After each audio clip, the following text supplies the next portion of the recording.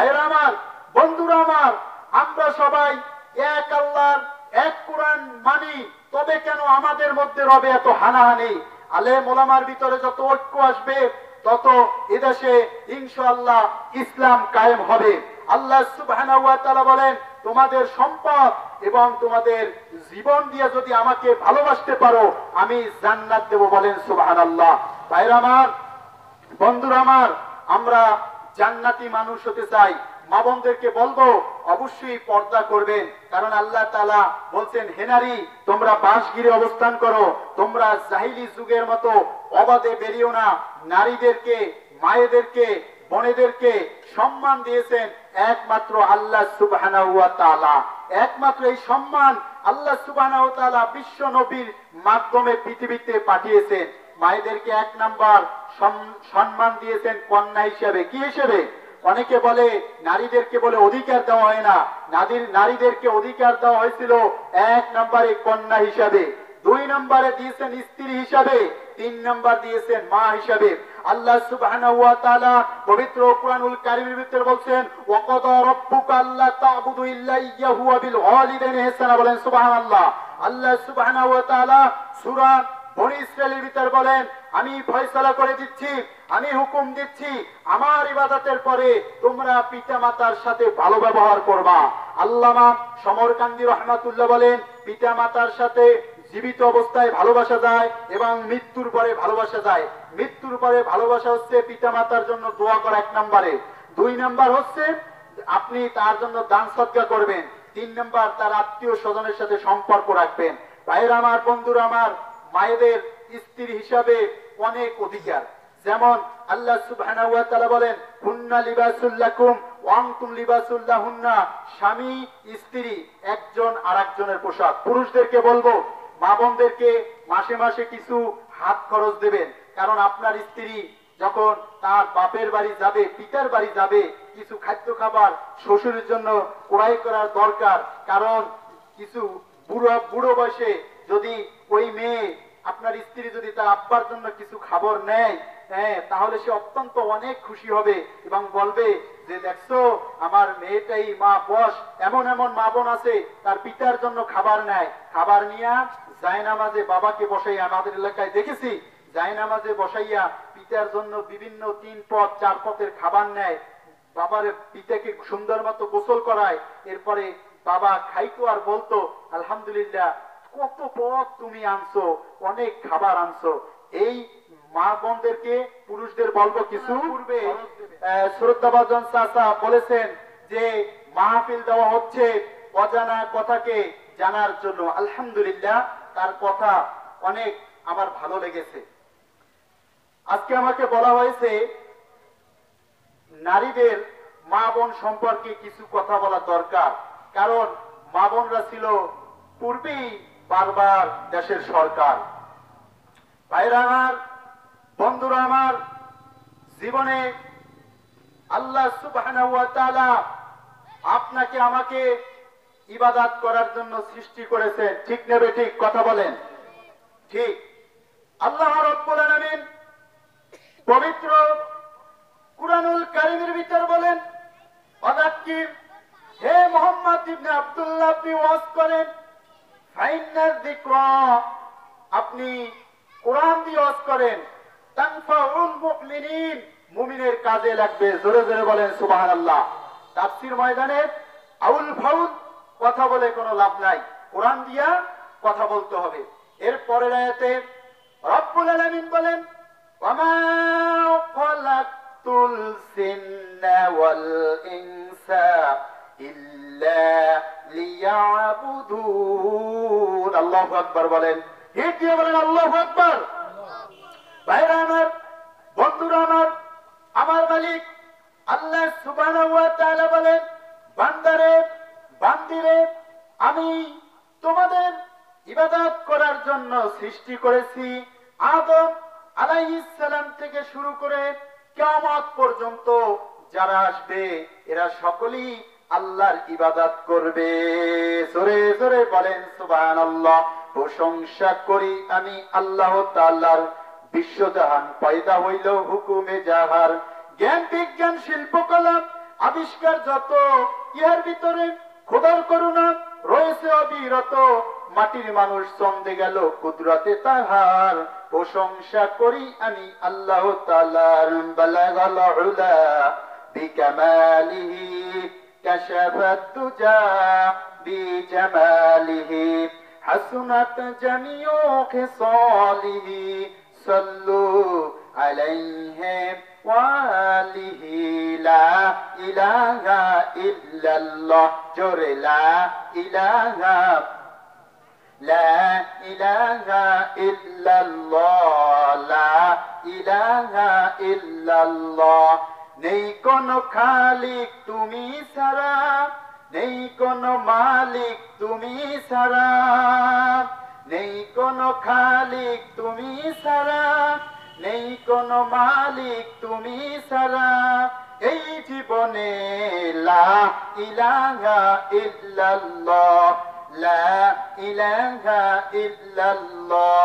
বিশ্বভুবনে যা কিছুই আছে, বিশ্বভুবনে যা কিছুই আছে, সবাই তাহার করুণা যাছে। দিন রজনী গাইছে তারা তাওহীদের ওই কলেমা খানি। লা ইলাহা ইল্লাল্লাহ, জোরে লা ইলাহা ইল্লাল্লাহ, লা ইলাহা ইল্লাল্লাহু মুহাম্মাদুর রাসূলুল্লাহ সাল্লাল্লাহু আলাইহি ওয়াসাল্লাম। সম্মানিত এলাকাবাসী, আজকে একটা উদাহরণ দিই, খেয়াল করে শোনেন। বাজার থেকে যদি 2 কেজি করে করে 10 জনের জন্য গোশত ক্রয় করা হয় এবং 10 জন মানুষকে যদি একই গোশত, একই তেল, একই মরিচ, একই যা কিছু প্রয়োজন সব কিছু দেওয়া হয়, দেওয়ার পরে বলা হয় তোমরা 10 জনে আলাদা আলাদা করে পাক করবে, তারা 10 জনে যখন পাক করবে 10 ধরনের হবে, তাই কিনা? এর ভিতরে যারা ওই 10 জনের ভিতরে ভালো রান্না করতে পারবে তাদের পাকেরই সবাই রান্নার সকলেই প্রশংসা করবে এবং তাদের কাছে ভবিষ্যতে ওই রান্না আবার খেতে যাবে।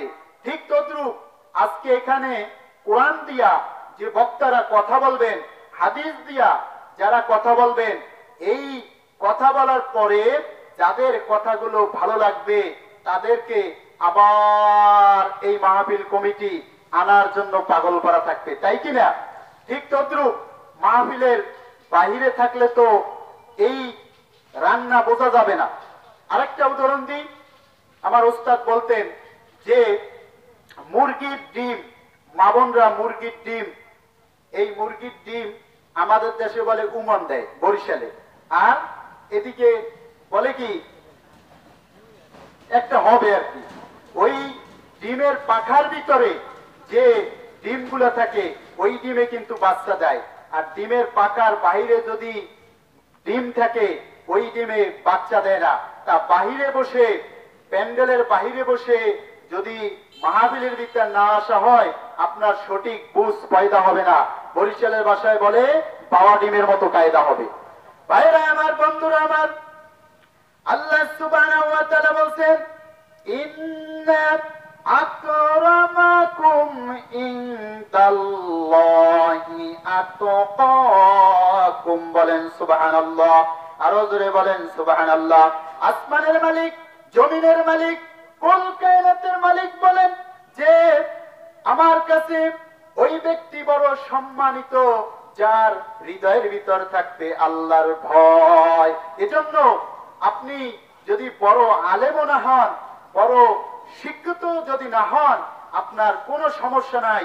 আপনি যদি গরিব হন, আপনার দিলের ভিতরে যদি থাকে তাকওয়া, মা বোনের দিলের ভিতরে যদি থাকে তাকওয়া, তাহলে ওই মা বোন আল্লাহর কাছে সম্মানিত হবে, বলেন সুবহানাল্লাহ। সূরা আর রহমানের ভিতরে রব্বুল আলামিন বলেন যারা তাকওয়াবান হবে তাদের জন্য 2টা, আল্লাহ বলছেন বাগান, 2টা জান্নাত দিয়া সহযোগিতা করবেন, বলেন সুবহানাল্লাহ।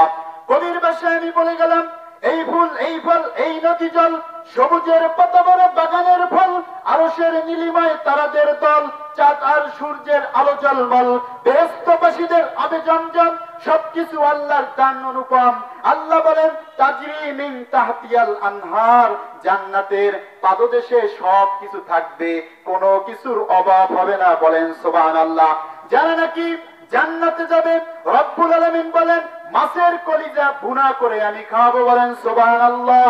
দুনিয়ার বুকে অভাব, ঘের লইয়া মারামারি, পথ লইয়া হামলা, গাছ লইয়া মামলা, এটা দুনিয়ায় অভাব, কিন্তু জান্নাতের ভিতর কোনো অভাব থাকবে না। বলেন সুবহানাল্লাহ। আর একটু হিট দিয়া বলেন সুবহানাল্লাহ। আমরা জান্নাতে যেতে চাই কি চাই না? অবশ্যই আমরা জান্নাতে যেতে চাই। একটা উদাহরণ দিয়ে আপনাদের শোনাই ইবাদত সম্পর্কে। মা বোনরা খেয়াল করে শুনবেন। এক ব্যক্তি দেশে বসে স্ত্রীকে বলতিছে যে সম্রাট শাহজাহান ভালোবেসে তাজমহল বানাইছে। আপনারা শুনছেন কি শুনছেন না? বই পুস্তক ইতিহাসের ভিতরেও আপনারা পড়েছেন যে সম্রাট শাহজাহান তাজমহল বানাইছিল। স্ত্রীকে বলতিছে আমি তো তোমার জন্য তাজমহল বানাইতে পারি নাই। স্ত্রী বলতিছে তুমি তাজমহল না বানাইলে কি হবে? তুমি যে ভালোবেসে আমাকে দুই একখান শাড়ি দাও, বাপের বাড়ি যাওয়ার সময় টাকা দাও, সেজন্য আমি খুব খুশি। বলতিছে যে এখন তোমার ভালোবেসে আমি তোমার জন্য অনেক কিছু করতে চাই। এবার মা বোন মহিলা বুদ্ধি দিল, যদি ভালো কিছু তুমি করতে চাও তোমাকে বাহিরের রাষ্ট্রে যেতে হবে। কোথায় যেতে হবে? কথা বলেন, জোরে বলেন। খানা পোলাও কোরমা যদি সামনে আসে, যদি না খায় তাহলে পেট কি ভরবে? দেখলে দেখলে ভরবে না। মুখ থেকে যদি আমার সাথে আপনি কথা বলেন তাহলে এই কথা আপনার চিরজীবন মনে থাকবে। তার নাম ছাত্র। আর রাসূলুল্লাহ সাল্লাল্লাহু আলাইহি সাল্লাম বলেন যারা ছাত্র যখন বাড়ি থেকে আসে তখন তাদের কি হয়? তাদের গুনাহ মাফ হয়ে যায়, সগীর গুনাহ। এবার ওই স্ত্রী বুদ্ধি দিল তুমি বাহিরের রাষ্ট্রে যাও।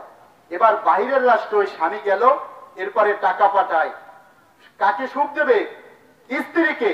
এবার স্ত্রীকে বলে তুমি তোমার সুখের জন্য কি চাও? বলতেছে আমার সুখের জন্য চাচ্ছি একজন ঝাড়ুদার, একজন রান্না করার লোক, একজন ড্রাইভার, একজন দারোয়ান। বলতেছে তুমি যত চাবা আমি সব দেব, কিন্তু তোমার কোনো অভাব রাখবো না। এরপরে স্বামী বিদেশ থেকে টাকা পয়সা পাঠায়। পাঠানোর পরে স্ত্রীকে ওই টাকা স্বামী মনে করে যে আমার স্ত্রী আমার সম্পদগুলো রক্ষা করতেছে, আমার ছেলে মেয়ে দেখতেছে, দাস দাসীর বেতন দিচ্ছে। এরপরে ওই স্ত্রী করলো কি? ধীরে ধীরে পরক্রিয়ায় লিপ্ত হয়েছে। বলেন নাউজুবিল্লাহ। স্বামী ছেলে মেয়ে টাকা পয়সা কামাই করে রাত দিন খাটে স্ত্রীর জন্য, আর স্ত্রী যদি পরক্রিয়ায় লিপ্ত হয় ওর কপালে ধ্বংস ছাড়া আর কিছু নাই। এবার এই গোপন নিউজ ড্রাইভার চিন্তা করলো সাহেব আমাকে বেতন দিচ্ছে, স্যারে আমাকে বিদেশ বসে বেতন দিচ্ছে, আর আমি যদি এই স্যারের যদি একটু উপকার না করি তাহলে তো চলে না। এবার স্যারকে এই গোপন কথা বলছে, স্যার আপনি এত টাকা পয়সা পাঠান আর আপনার স্ত্রী তো পরক্রিয়া করছে। এবার বেচারা খুব মন খারাপ, যে বিদেশ থেকে চলে এসে স্ত্রীকে বলতেছে হ্যালো। বলতেছে কি? বলতেছে তুমি কোথায়? বলছে আমি তো বাড়ি। বলছে না মিথ্যা কথা বিউটি, তুমি বলো না তুমি কোথায়? বলতেছে আমি বাড়ি। বলছে না তাড়াতাড়ি আসো, আমি তো বাড়ি আসছি। এরপরে ওই স্ত্রী তাড়াতাড়ি চলে আসছে, গাড়ি থেকে নামতেছে। এবার ওই স্বামী জিজ্ঞেস করে ড্রাইভারকে, শোনো তোমাকে তো বেতন দিচ্ছি, ম্যাডামের সাথে কে নামছে? বলতেছে ম্যাডামের সাথে তার ভালোবাসার একজন মানুষ। তখন স্ত্রীকে বলে, স্বামী তো আগে থাকতেই জানে। এর স্ত্রীকে বলে যে বাড়ির চাবি দাও, টাকা পয়সা বুঝিয়ে দাও, আর তুমি তালাক। আল্লাহ বলছে ঠিক এই মহিলা সবকিছু স্বামী দেওয়ার পরেও ঝাড়ুদারের প্রেমে পরক্রিয়া করে তালাক হয়েছে। কারণ স্ত্রীর কাছে স্বামী চায় না আমার স্ত্রীর সাথে আর একজনে থাকুক, অংশ নেছে। ঠিক তেমনি আল্লাহ বলেন আসমান দিয়েছি আমি, জমিন দিয়েছি আমি, পাহাড় দিয়েছি আমি, গাছপালা দিয়েছি আমি, ফলমূল দিয়েছি আমি, বান্দা এগুলা তুমি খাও। তুমি আমার প্রেমে না পড়ে, আমার ইবাদত না করে তুমি শিরিক করে আরেকজন রব স্বীকার করছো, আমার ইবাদত ছেড়ে দিয়েছো। দারুদার মহিলার ওই প্রেম যেরকম স্বামী পছন্দ করলো না, আল্লাহ কোরআনে বলছে যারা শিরিক করবে তাদের জন্য জান্নাত হারাম। বলে নাউজুবিল্লাহ। আপনারা শুনছেন না? শিরিক মানে কি? শিরিক মানে অংশ নেওয়া। ভাইরা আমার, বন্ধুরা আমার, আল্লাহ রাব্বুল আলামিন বলছেন, মা বোন কান পেতে শোনেন, আপনাদের ব্যাপারে মজার কথা সামনে আছে। রব্বুল আলামিন বলেন, ওয়ালা তাহিনু ওয়ালা তাহজানু ওয়া আনতুমুল আলাউনা ইন কুনতুম মুমিনিন। জোরে বলেন সুবহানাল্লাহ। আরেকটু জোরে বলেন সুবহানাল্লাহ। রব্বুল আলামিন বলেন, ও বান্দা, ও বান্দি, তোমাদের ভয় নাই, তোমাদের চিন্তা নাই। ইন কুনতুম মুমিনিন, যদি তোমরা মুমিন হতে পারো। বলেন সুবহানাল্লাহ। আল্লাহ রাব্বুল আলামিন অপর আয়াতে বলছেন, ওয়া কানা হাক্কান আলাইনা নাসরুল মুমিনিন, মুমিনের সাহায্য করা দায়িত্ব আমার। বলেন সুবহানাল্লাহ। বিশ্বনবী ব্যাপারে কবি বলছেন, বিশ্বনবীর সেরা মর্যাদা। বলেন বিশ্বনবীর সেরা মর্যাদা, মহান রবের মহান দান, বনি আদমের মুক্তির দিশারি মহাগ্রন্থ আল কোরআন। চিৎকার মেরে বলেন সুবহানাল্লাহ। কোরআনে আছে যেখানে পরম শক্তি ভরা, ওরে দুর্ভাগ্যের দল, তোরা পেয়েছিস কি তার এক কোণা। বলেন সুবহানাল্লাহ। নারায়ে তাকবীর। হাত জাগান, নারায়ে তাকবীর, লিল্লাহি তাকবীর। আল কোরআনের আলো, আল কোরআন। ভাইরা আমার, বন্ধুরা আমার, আল্লাহ রাব্বুল আলামিন আমাদের স্রষ্টা, আমরা তার সৃষ্টি। আল্লাহ আসমান থেকে দেবে বৃষ্টি, আমাদের ব্যবহার হয় না কেন মিষ্টি। ভাইরা আমার, বন্ধুরা আমার, আল্লাহ আমাদের স্রষ্টা, আমরা তার সৃষ্টি। আল্লাহ আসমান থেকে দেবে বৃষ্টি, আল্লাহ আসমান থেকে দেবে বৃষ্টি, খাইলে আমাদের দেহে হবে বৃষ্টির পানি ফল। আমরা স্লোগান দেব, চল নামাজে চল। বলেন সুবহানাল্লাহ। নারী মা বোন, আপনারা যদি অল্প কাজ করেন জান্নাতে চলে যাইতে পারবেন।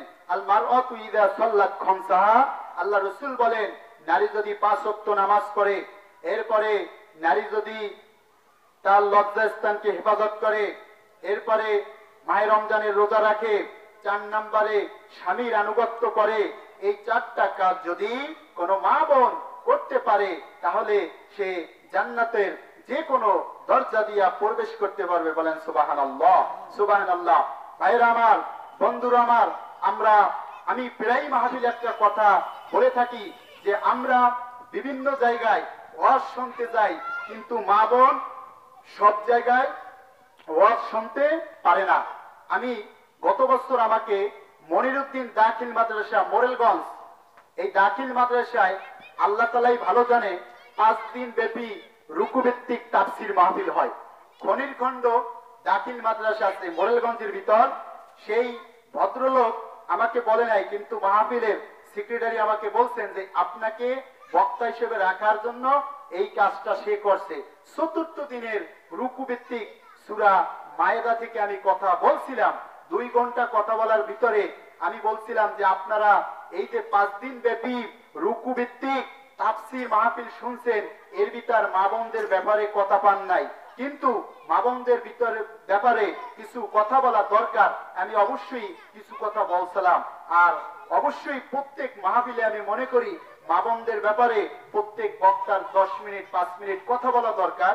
দেখা যায় রুকুভিত্তিক তাফসীর দিলে অনেক আলোচনা আসে না, বাচ্চারা কথা বলতেছে, হ্যাঁ, অনেক কথা রুকুভিত্তিক তাফসীর আসে না। মা বোন আমাদেরকে যদি ভালোবেসে মহব্বত করে যদি আমাদেরকে লালন পালন না করতো, তাহলে আমরা কি মানুষ হতে পারতাম? পারতাম না। ভাইরা আমার, বন্ধুরা আমার, আমি আপনাদেরকে বলবো যে মা বোনদের ব্যাপারে আমি বলবো, আল্লাহ সুবহানাহু ওয়া তাআলা বলেন, ওয়াকারনা ফি বুয়ুতিকুন্না ওয়ালা তাবাররাজনা তাবাররুজাল জাহিলিয়াতিল উলা। আমার 2 বেশি মাওলানা আছেন, এটা কোরআনের আয়াত, এটা হাদিস না। এই হাদিসের ভিতরে রব্বুল আলামিন বলছেন অকরনা ফি বুয়ুতিকুন্না, হে নারীরা তোমরা শুনে রাখো, তোমরা বাসগৃহে অবস্থান করো, তার মানে ঘরে থাকো। অকরনা ফি বুয়ুতিকুন্না ওয়ালা তাবাররাজনা তাবাররুজাল জাহিলিয়াতিল উলা, জাহিলি যুগের মতো তোমরা অবাধে বেরো না। হ্যাঁ মা বোন, আপনারা ঘরের বাহিরে যেতে পারবেন। আপনার ছেলে যদি না থাকে, মেয়ে যদি না থাকে, আপনার স্বামী যদি বাড়িতে না থাকে, বিভিন্ন খাবার দোকান থেকে আপনাকে কেনা লাগতে পারে, অবশ্যই এক্ষেত্রে আপনি দোকানে যাবেন, মার্কেটে যাবেন। কিন্তু আপনার ছেলে আছে, মেয়ে আছে, এরপরে স্বামী আছে, ভাইয়ের অভাব নাই, এরপরেও সন্ধ্যা বাজার, কাঁচা বাজার, এইগুলো যদি বাজারে গিয়ে নারী না করে, মাথা ঠান্ডা হয় না, বলেন নাউজুবিল্লাহ। পরপুরুষের মুখ না দেখলে অনেকের মাথা ঠান্ডা হয় না। একবার একটা বাস্তব ঘটনা বলি। আমি একটা মসজিদে ছিলাম, তা মসজিদের যে মুসল্লি, একদিন দেখি রাত্রে ঘরের ভিতর মারামারি হয়। মারামারির পরে আমি খবর লইলাম যে স্বামী এরপরে বলতিছে আমি আর বাজার করতে যাব না, তোমার পছন্দ মতো তুমি বাজার করবা। দেখেন কত নাফরমান। স্বামী বাজার করে, ওই বাজারে তার কি হয় না, মনটা ভেজে না।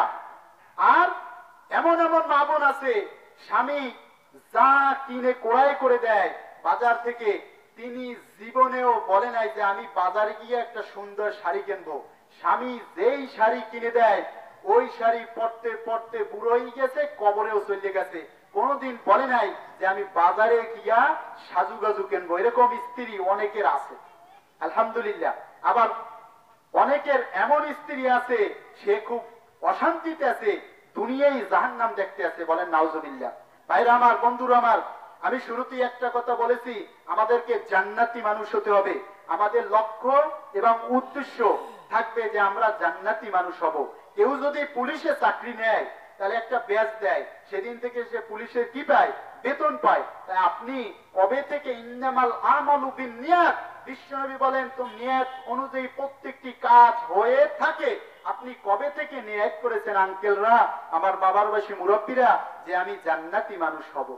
যদি সেদিন থেকে নিয়ত করেন, তাহলে আপনি নামাজ ছাড়তে পারবেন? জোরে বলেন, নামাজ ছাড়তে পারবেন না। কারণ যে ব্যক্তি নামাজ পড়বে না, আল্লাহ সুবহানাহু ওয়া তাআলা একটা বিচার করছেন সূরার ভিতরে, যে যারা নামাজ পড়বে না তাদের স্থান হবে সাকার নামক দোজখ, বলেন নাউজুবিল্লাহ। ভাইরা আমার, বন্ধুরা আমার, সাকার নামক দোজখে আমরা যেতে চাই না। চাই দুনিয়ার মোমবাতির আগুনে আমরা সহ্য করতে পারি না। কোরআন থেকে কথা বলছি, আজে বাজে সুর দিয়া সাপের কেচ্ছা এগুলো বলতেছি না। যারা নাকি সাকার নামক দোজখে থাকবে, খেয়াল করে শোনেন, যারা সাকার নামক দোজখে থাকবে, এই গুণ যদি কোনো মা বোনের ভিতর থাকে, এই গুণ যদি আমার ভাইয়ের ভিতর থাকে, এই গুণ যদি আমার বাবার ভিতর থাকে, কিয়ামতের ময়দানে আপনি বড় মাওলানা হইলেও রক্ষা করতে পারবেন না। আল্লাহ সুবহানাহু ওয়া তাআলা বলছেন মা সালাকাকুম ফি সাকর, কোরআনে আছে না মাওলানা সাহেব? আছে। আল্লাহ সুবহানাহু ওয়া তাআলা বলছেন জান্নাতীরা প্রশ্ন করবে সাকার নামক দোজখে, এই সাকার নামক দোজখে তোমরা কেন আসছো? কেউ যদি ভালো থাকে, আপনার যদি মহব্বতের ভাই থাকে, আপনাকে প্রশ্ন করে না যে এত সকালে আপনি কেন আসছেন? জান্নাতীরা জাহান্নামীকে প্রশ্ন করবে। সূরা মুদ্দাসসিরে লেখা আছে, কালকে কোরআন খুলে দেখবেন যে আমি কি কিসসা বলছি না কোরআনের ভিতরে এই কথাগুলো আছে। জান্নাতীরা জাহান্নামীকে প্রশ্ন করবে এই সাকার নামক দোজখে তোমরা কেন আসছো? ওরা বলবে ক্বালু লাম নাকু মিনাল মুসাল্লিন, জোরে বলেন আল্লাহু আকবার, আরো জোরে বলেন আল্লাহু আকবার। ওরা বলবে আমাদের এক নাম্বার দোষ ছিল, আমরা মুসল্লি ছিলাম না, আমরা নামাজি ছিলাম না। আমার উস্তাদ একটা কথা বলতেন, মাথার চুল পেকে সাদা হয়ে গেল, কেউ রাগ করবেন না, মাথার চুল পেকে সাদা হয়ে গেল, শরীরের চামড়া ঢিলা ঢালা হলো, নাতির বয়সী ছেলে এসে বলে দাদু আজান হয়েছে, মসজিদে চলো। যাও যাও যাও, তুমি তোমার নামাজ পড়ো। সমাজে যারা নামাজ পড়ে তারা কত ভালো আমি জানি, আর নামাজ কখন পড়া লাগবে তাও আমি জানি। এ হচ্ছে বুড়া শয়তান, নিজে তো নামাজ পড়লো না, আরো নামাজীদের সমালোচনা করলো। আল্লাহ আপনাদের বাড়ির সূরা আল্লাহ বলেন মিনাল জিন্নাতি ওয়ান নাস, জিন শয়তান আর মানুষ শয়তান থেকে দূরে থাকো। কথা কার? জোরে বলেন। ইবাদত দুই প্রকার, নারী পুরুষ ইবাদত করবে দুই প্রকার, একটা হচ্ছে আল্লাহর ইবাদত আর একটা হচ্ছে শয়তানের ইবাদত। ভাইরা আমার, বন্ধুরা আমার, এরপরে জাহান্নামীরা বলবে আমাদের দুই নাম্বার দোষ, খেয়াল করে শোনেন, ঘুম দিয়েন না। ওয়ালাম নাকু নুতঈমুল মিসকিন, আমরা মিসকিনদেরকে খাবার দিতাম না। আমরা মিসকিনদের কি দিতাম না? খাবার দিতাম না। এজন্য তারা থাকবে কোথায়? বলেন, সাকার নামক দোজকে। সবাই বলেন না, বলেন সবাই, সাকার নামক দোজকে। তিন নাম্বার দোষ, অকুন্না নাকুদু মাল খাইদিন, আমাদের তিন নাম্বার দোষ ছিল আমরা মানুষের নামে মিথ্যা মিথ্যা কথা বললে সমালোচনা করতাম, মিথ্যা মিথ্যা কথা বলতাম, বানাই বানাই কথা বলতাম। এরপরে বলছে আমাদের চার নাম্বার দোষ, অকুন্না নুকাযযিবু বিয়াউমিদ্দিন, আর আমরা বিচার দিবসকে অস্বীকার করছি, এজন্য আমরা সাকার নামক দোজকে জ্বলতেছি। বলেন নাউজুবিল্লাহ। ভাইরা আমার, বন্ধুরা আমার, আমার জীবিত অবস্থায়, আমার ছোট অবস্থায় একজন মাওলানার সাথে আমার সাক্ষাৎ হয়েছিল। তার নাম হচ্ছে মাওলানা দেলোয়ার হোসেন সাইদি। তার সাথে আমার পাশ দিয়ে গেছে, কিন্তু তিনি যে অত বড় আলেম আমি তখন বুঝতে পাই নাই। যদি বুঝতাম তার হাতখানা ধরে একটা বড় সুবা দিতাম, কিন্তু এটা বুঝছি বড় হওয়ার পরে। এবং তার সন্তান ছিল মাওলানা রাফিক বিন সাইদি। তার আলোচনা আমার কাছে খুব সুন্দর লাগতো। একবার একটা মসজিদে বসে বসে তার আলোচনা শুনতেছি, মানুষ বলে হুজুর আপনি এর আলোচনা শুনতেছেন, আপনাকে তো পুলিশে ধরে নেবে।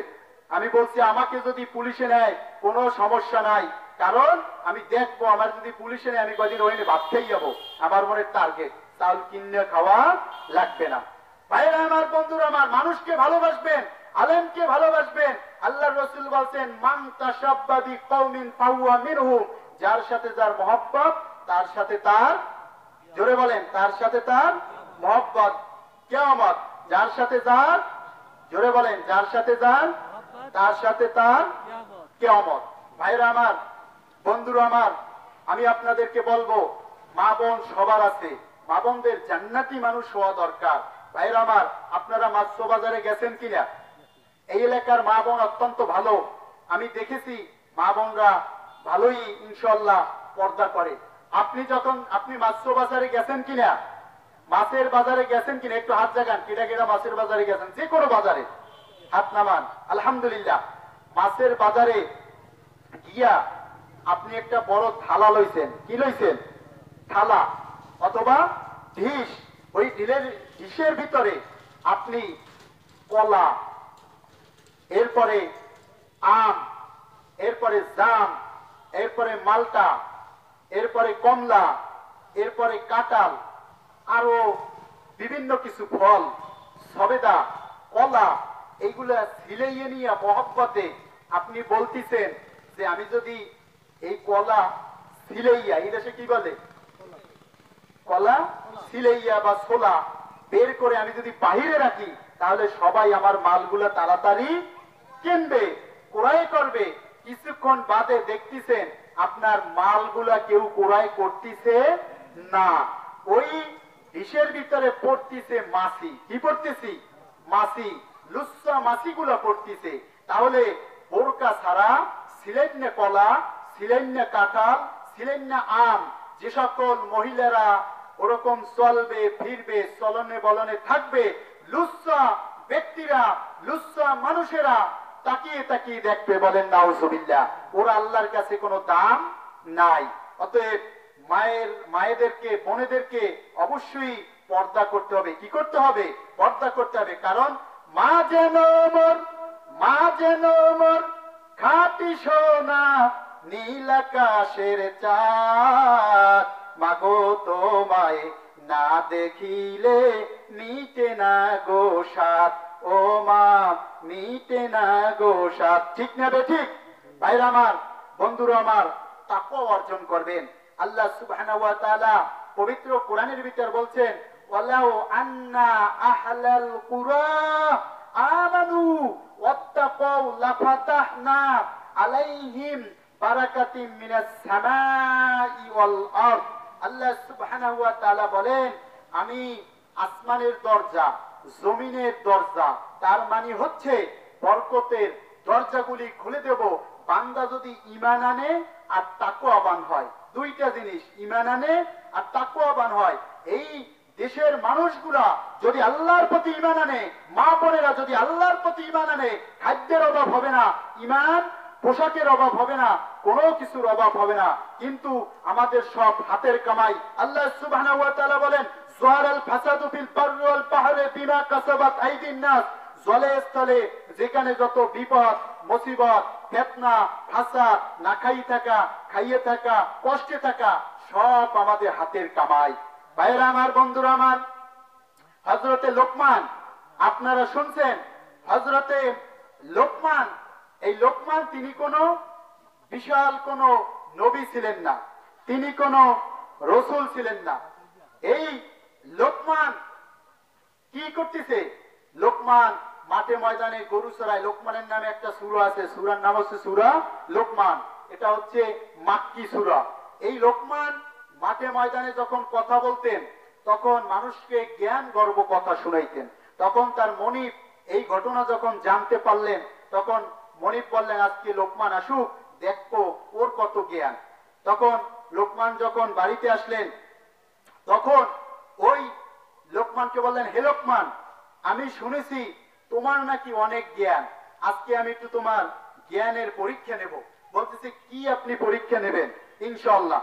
এরপরে বলতেছে, আমি দেখব যে তোমার জ্ঞান কত বড়। বলতেছে, দুটো ছাগল আনো, বকরি আনো, প্রথম ছাগলটি জবাই দেবা, জবাই দেওয়ার পরে ভালো যে অংশ বের করবা, এরপরে দ্বিতীয়বার আবার যখন ছাগলটা বকরিটা জবাই দিবা, খারাপ অংশটা বের করবা।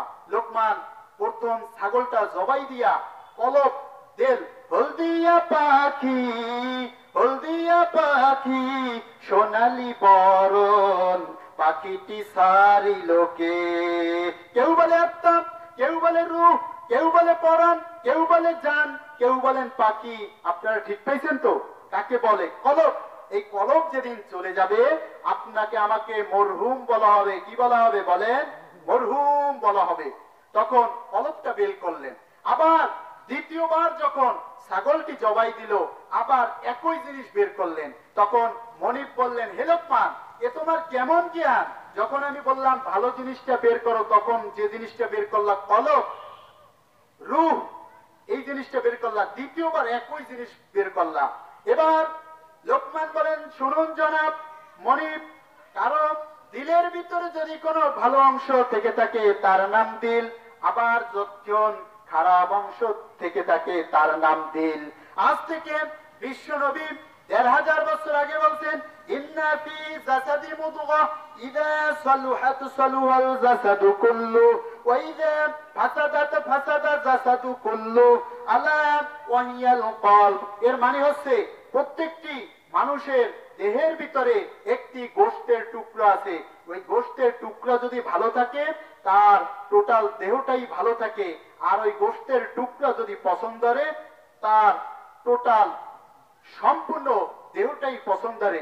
এই দিল যার ভালো, তার কাছে কোরআন ভালো লাগবে, হাদিস ভালো লাগবে, হজ মাহফিলের ময়দান ভালো লাগবে, আলেম ওলামা ভালো লাগবে। এর মানে হচ্ছে সুস্থ দিল। দিল তিন প্রকার। ইমাম ইবনে তাইমিয়া এবং মুফাসসিরগণ বলেন, দিল তিন প্রকার। একটা হচ্ছে সুস্থ দিল, একটা হচ্ছে অসুস্থ দিল, আর একটা হচ্ছে মরা দিল। এর ব্যাখ্যা দিলে 1 ঘন্টা সময় লাগবে, আমি এত ব্যাখ্যা দিতে পারবো না, সময় কম। যদি আবার কোনোদিন সময় হয় ইনশাআল্লাহ বলবো। ভাইরা আমার, বন্ধুরা আমার, খেয়াল করে শোনেন, যার দিল ভালো তার কাছে সবকিছু ভালো। একটা উদাহরণ দিই, শোনেন। পিতা গেছে দেশে বসে, তাকওয়াবান ছেলে। কি ছেলে বলেন? তাকওয়াবান ছেলে। ওই ছেলে এবার বাইরের রাষ্ট্রে চলে গেছে। মা বোন সবার আছে, বা সবার আত্মীয় স্বজনের সাথে কথা বলে, মায়ের সাথে কথা বলতে পারে না। দ্বিতীয়বার আবার সবার সাথে বাড়ির কথা বলছে, বিদেশ বসে মায়ের সাথে কথা বলতে পারে না। দ্বিতীয়বার সবার সাথে কথা বলছে, বলতেছে মা কোথায়। এবার অন্যান্য ভাই বাবা বলতেছে যে তোমার মা একটু অসুস্থ, সেজন্য কথা বলে না। ছেলে এবার বলতেছে যে 5 বছর হয়ে গেছে আমি বিদেশে, আমি আর কয়েকদিন বাদই আসবো, আমার মাকে আমি খুব ভালো মানের ডাক্তার দেখাবো। কিছুদিন বাদই মা মারা গেল। ছেলে বিদেশ থেকে যখন আসতেছে তখন ভাই পিতামাতা সবাই বলতেছে এই খবর ছেলেকে বলা যাবে না, তাহলে এয়ারপোর্ট বসে বিমানবন্দরে বসে ওই ছেলে কষ্ট পাবে, ছেলে কান্নায় অসুস্থ হবে। যখন বাড়িতে আসলো তখন বাবাকে বলল, বাবা আমি আগেই আপনাকে বলতে চেয়েছিলাম প্রাইভেট কারে বসে যে আমি সবার জন্য খাবার আনছি, পোশাক আনছি, সবাইকে দেব, কিন্তু আমি আমার মায়ের খাদ্য পোশাক এ থেকে কাউকে ভাগ দেব না। এবার সবাইকে বুঝিয়ে দিল, বলতেছে এবার মা কোথায়। তখন বাবা দু চোখের পানি ফেলে বলে, বাবা আব্দুল মান্নান, তোমার মা দীর্ঘ 15 দিন আগে মারা গেছে। তখন ছেলে দু চোখের, ছেলে তাকওয়াবান, দু চোখের পানি ছেড়ে ছেড়ে বলতেছে, মা কি বিদেশে গেলাম, কি বাহিরে গেলাম, তোমার সাথে আমার আর দেখা হলো না।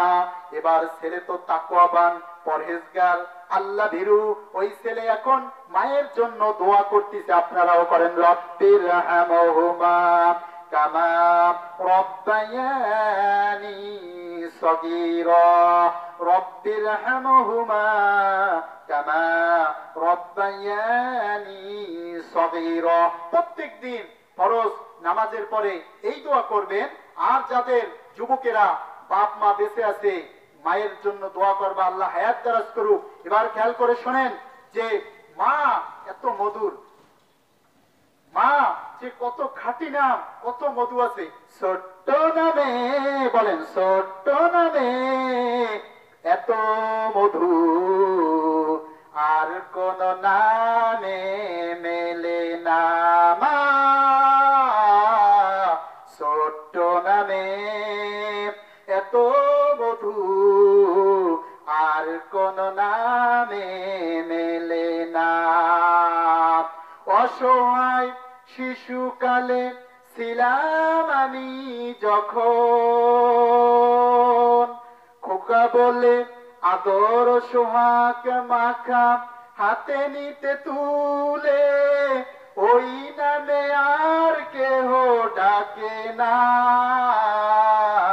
মা ছোট্ট নামে এত মধু আর কোন নামে মেলে না। মা আর কোন নামে মেলে না। আমারি মা, মা জননী, আমারি সুখের ঠিকানা। ঠিক না বেটি? আমারি মা, মা জননী, আমারি সুখের ঠিকানা। কান্নাকে হায় আসলে লুকায়, দুঃখকে হায় শুধু যে ভুলায়, সাজাতে আমার আঙ্গিনা। আমারি মা, মা জননী, আমারি সুখের ঠিকানা। নারায়ণ তাকবীর। ভাইরা আমার, বন্ধুরা আমার, পুরুষ যারা আছেন জামাতে নামাজ পড়বেন। কবির ভাষায় বলে গেলাম, ডিমগুলি সব সাদা কালো, পার্থক্য নেই মোটে, লাল কালো বাচ্চাগুলি কেমন করে ফোটে। ডিমের ভিতরে হলুদ কুসুম, ডাবের ভিতরে পানি, ডালিমের ভিতরে খোদার মেহেরবানি। জাহাজ চলে সাগর জলে, জয় করে সব বয়, জামাত করিয়া নামাজ পড়লে সওয়াব বেশি হয়। জোরে বলেন সুবহানাল্লাহ, আরেকটু জোরে বলেন সুবহানাল্লাহ। আল্লাহ সুবহানাহু ওয়া তাআলা আপনার আমার মালিক বলেন, ওয়ালকাউ মা'আর রাকিন, যারা রুকু দেয় তাদের সাথে তোমরা রুকু দাও। বলেন তাদের সাথে কি দেবা? রুকু দেবা। পুরুষরা জামাতে নামাজ পড়লে একাকির চেয়ে 27 গুণ সওয়াব বেশি পাবেন। জোরে বলেন সুবহানাল্লাহ। আরেকটু জোরে বলেন সুবহানাল্লাহ। এবার একটা চমৎকার হাদিস শোনাই। আমি গবেষণা করে দেখলাম, ছোট ছোট কাজের বিনিময়ে যদি আল্লাহ জান্নাত না দেয়, আর যদি আমাদের হিসাব চাই, আমরা জান্নাতি মানুষ হতে পারবো না। কারণ একদিনের হিসাব দিতেই পারবো না, একটা দিনের হিসাব দিতে পারবো না। ভাইরা আমার, বন্ধুরা আমার, তিনজন ব্যক্তি, একটা চমৎকার আপনাদেরকে আমি হাদিস শুনাইতেছি। একটা রাস্তা দিয়ে যাচ্ছেন, পাহাড়ের রাস্তা, প্রতিমধ্যে বৃষ্টি শুরু হলো, গর্জন শুরু হলো, বজ্র শুরু হলো। তিনজন ব্যক্তি একটি গর্তের ভিতরে ঢুকে পড়লো। এরপরে প্রথম ব্যক্তি বলতেছে যে এবার বৃষ্টি থামছে, আমরা গুহা থেকে বের হব। দেখতেছে গুহার সামনে একটা পাথর, পাথর সরে, পাথর সরে, পাথর সরে না। এরপরে প্রথম ব্যক্তি বলতেছে কার কি আমল আছে, এই আমল দিয়ে আল্লাহকে ডাকো। প্রথম ব্যক্তি বলতেছে আল্লাহ, আমি আমার মাকে ভালোবাসতাম, আমি আমার বাবাকে ভালোবাসতাম। মা এবং বাবা এই দুজনকে আমি গরু, বকরি, মহিষ চড়াতে চড়াতে প্রত্যেক দিন বাসায় এসে দুধ দহন করে খাওয়াইতাম। কিন্তু ঘটনাক্রমে বহুত দূরে চলে গেল এগুলা। আমি প্রতিদিনের মতো দুধ দহন করে পিতামাতার জন্য যখন খাবারের জন্য এনেছি, তখন দেখলাম যে এই পিতামাতা ঘুমিয়ে গেছে, আমার পায়ের কাছে কান্না করছে ছেলে মেয়ে। আমি এই দুধ ছেলে মেয়েকে দিই নাই। তখন বললেন যে কারণ আমি আমার পিতাকে, বাবাকে খাওয়াইতে পারি নাই, এজন্য দিই নাই। আল্লাহ, তুমি যদি বোঝো ইন্নামাল আমালু বিন্নিয়াত, নিয়ত, এই কাজটি আমি তোমাকে তোমার সন্তুষ্টির জন্য আল্লাহ তাআলা করেছি, তাহলে পাথরটা একটু সরিয়ে দাও। সাথে সাথে পাথর একটু সরে গেল।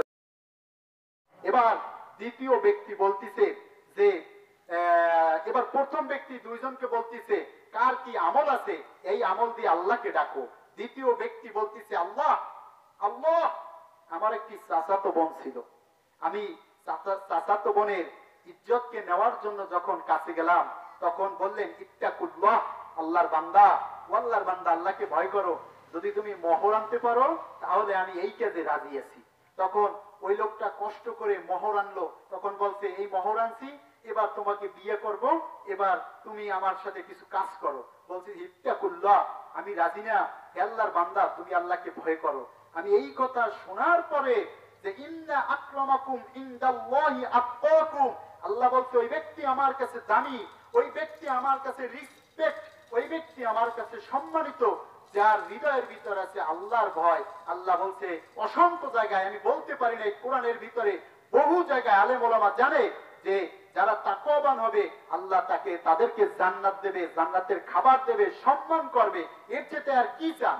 ভাইরা আমার, বন্ধুরা আমার, ওই লোক বলল যে আমার চাচাতো বোনের ইজ্জতকে আমি নষ্ট করিনি, আল্লাহ আপনার ভয়তে আমি চলে আসছি। আল্লাহ, তুমি যদি বোঝো এই কাজটা তোমাকে সন্তুষ্টির উদ্দেশ্য করেছি, পাথরটা একটু সরিয়ে দাও। সাথে সাথে পাথরটা একটা সরাই দিল আল্লাহ তাআলা। এরপরে তৃতীয় ব্যক্তি বলতেছে আল্লাহ, এখন সবাই বলে চাপতেছে, তুমি এবার আল্লাহরে বলো। আল্লাহকে বলতেছে আল্লাহ, আমি একটা লোক কাজে লইছিলাম, কিছু সময় কাজ করছিল, এরপরে বলতেছে তোমার কাজকর্ম করব না, আমি যাই। বলছিলাম কিছু টাকা নাও, সে বলছে আমি টাকা নেব না, টাকা রেখে চলে গেল। আমি ওই লোকটার ওই টাকা থেকে ছাগল পালতে পালতে কিছুদিন বাদে কর্মকর্তা নিয়োগ দিলাম, বহু ছাগল হলো। কিছুদিন বাদে ওই লোকটা এসে বলতিছে ইত্তাকুল্লাহ, আল্লাহর বান্দা, আল্লাহকে ভয় করো, আমি তোমার কাছে কিছু টাকা পাইতাম, আজকে দিয়ে দাও।